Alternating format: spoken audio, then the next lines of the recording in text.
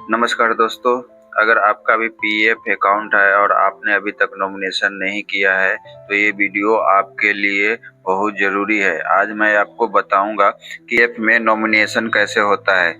सबसे पहले अपने मोबाइल या कंप्यूटर में क्रोम ब्राउज़र खोलें, उसके बाद ईपीएफ का मेंबर पोर्टल खोलें, यूएन नंबर और पासवर्ड से लॉगिन करें। तो चलिए मैं अपने कंप्यूटर पे आते हैं और ईपीएफ डाल करके अपना वेबसाइट खोलते हैं। यहाँ पे अपना यूएन नंबर और पासवर्ड से लॉगिन करना है। तो चलिए मैं अपना यूएन नंबर डालते हैं।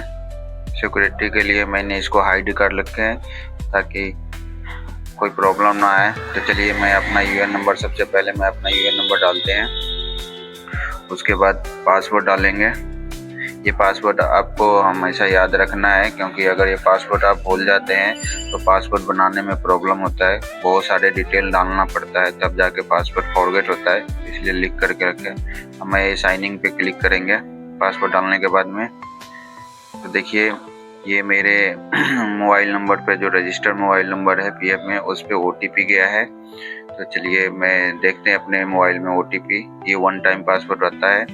तो चलिए मैं ओटीपी अपने मोबाइल से देखते आया कि नहीं, तो मैं इसमें ओटीपी डालते हैं। तो देखिए मेरे मोबाइल पे ओटीपी आ गया है। मैं ओटीपी डाल करके सबमिट पे क्लिक करेंगे। सबमिट पे लोडिंग हो रहा है, तो देखते हैं। लोडिंग होने के बाद देखिए मेरा ये पोर्टल खुल गया है।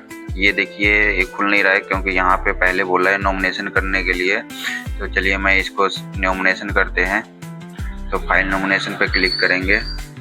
उसके बाद में पूछ रहा है जो नॉमिनी बनेगा वो फैमिली मेम्बर है या नहीं है। तो चलिए फैमिली मेम्बर है मेरे, तो मैं इस पे क्लिक करेंगे।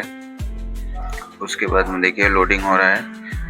लोडिंग होने के बाद में यहाँ पे जो जिसको नॉमिनी बनाएंगे यहाँ पे उसका डिटेल डलेगा, आधार नंबर डलेगा, नाम डलेगा, डेट ऑफ बर्थ डलेगा, जनरल डलेगा, रिलेशनशिप डलेगा।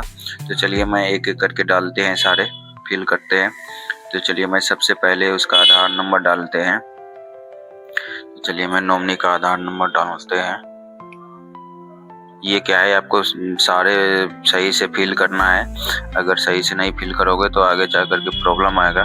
तो इसलिए क्या है, जो आधार कार्ड में है उसी हिसाब से आपको एक एक करके डालना है, सारे चेक करके मिला करके डालना है। कोई भी स्पेलिंग में गलत ना होना चाहिए, ना डेट ऑफ बर्थ वगैरह गलत होना चाहिए, क्योंकि आगे चल करके प्रॉब्लम कर सकता है। तो इसलिए आप बिल्कुल सही से डालें, मिलान करके डालें।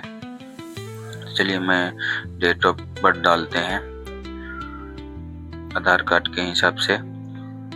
उसके बाद जनरल डालना है। उसके बाद में रिलेशन डालना है। तो चलिए मैं डिपेंडेंट मदर है क्योंकि मम्मी है तो मम्मी को बना रहे हैं। उसके बाद में एड्रेस डालेंगे। तो देखिए इसमें जो एड्रेस डाला हुआ नहीं है, इसलिए सेम एड्रेस नहीं ले रहा है, तो मैं इस पे एड्रेस मैनुअली डालेंगे।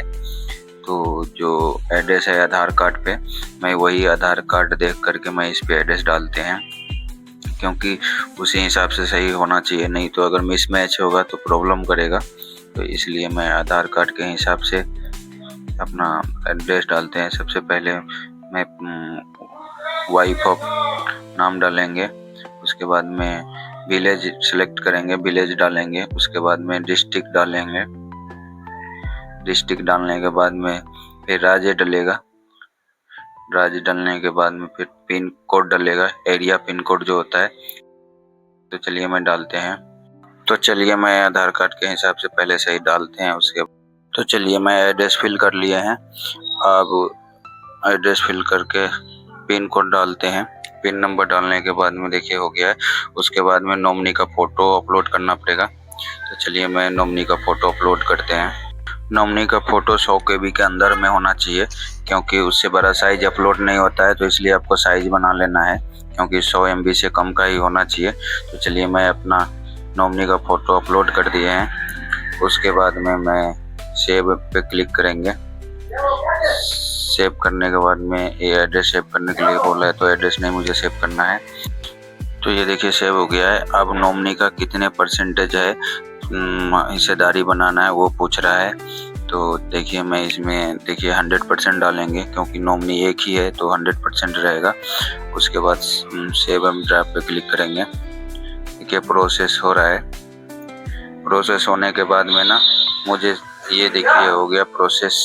मैं सेव पे क्लिक करेंगे।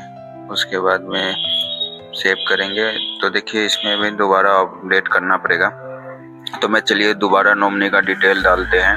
तो फिर से मुझे सेम वही डालना पड़ेगा क्योंकि एक बार में नहीं होता है और बहुत लोग क्या करते हैं एक ही बार करके छोड़ देते हैं, इसलिए नॉमिनेशन सक्सेसफुल नहीं होता है। तो हम क्या करेंगे, चलिए दोबारा सारे डिटेल डालते हैं। तो चलिए मैं नाम डाल दिए, उसके बाद डेट ऑफ बर्थ डाल रहे हैं। डेट ऑफ बर्थ डालने के बाद में फिर आधार कार्ड के हिसाब से ही डालना है, कुछ अलग ना होना चाहिए। फिर जनरल डाल दिए, फिर रिलेशन में मदर डाल दिए।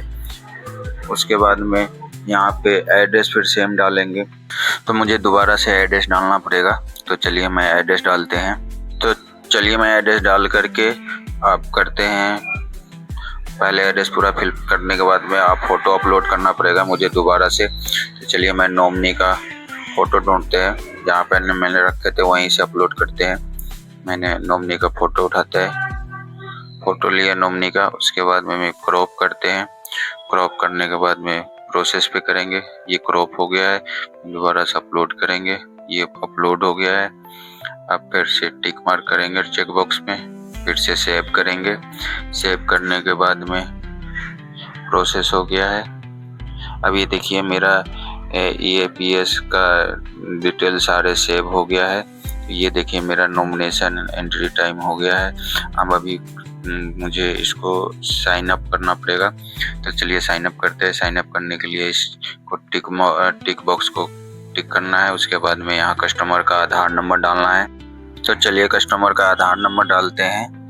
तो कस्टमर का आधार नंबर डाल करके दोनों से हो जाता है, विजुअल ID भी डाल दो या आधार नंबर डाल दो। तो मैंने आधार नंबर डाल दिया। आधार नंबर डालने के बाद में सेंड OTP पे क्लिक करेंगे। तो चलिए मैं सेंड OTP पे क्लिक करते हैं। उसके बाद में जो आधार कार्ड में जो मोबाइल नंबर लिंक है उस पर OTP आएगा। तो चलिए मैं देखते हैं OTP। तो चलिए मेरे मोबाइल पे OTP आ गया है, मैं OTP डाल दिए। अब मैं वेरीफाई पे क्लिक करेंगे। वेरीफाई करने के बाद में प्रोसेस हो रहा है। प्रोसेस होने के बाद में देखिए ऑटोमेटिक रीडायरेक्ट कर दिया है। PDF सिनिक सक्सेसफुली हो गया है। तो चलिए मैं होम पेज पे चलते हैं।